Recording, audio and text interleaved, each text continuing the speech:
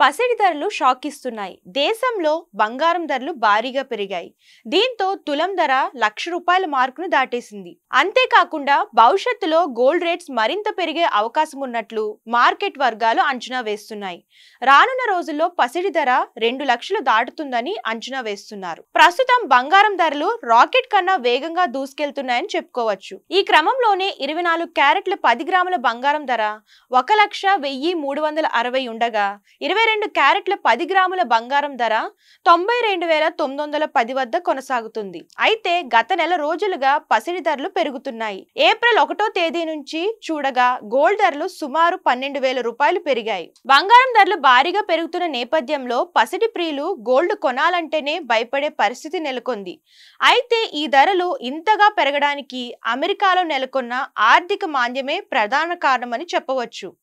అలాగే డాలర్ విలువ పతనం కావడం కూడా కారణమని తెలుస్తుంది. ప్రస్తుతం ఉన్న అంతర్జాతీయ వాణిజ్య పరిస్థితులు సద్దుమణిగితే బంగారం ధరలు స్వల్ప రిలీఫ్ ఇచ్చే అవకాశం ఉందని నిపుణులు భావిస్తున్నారు.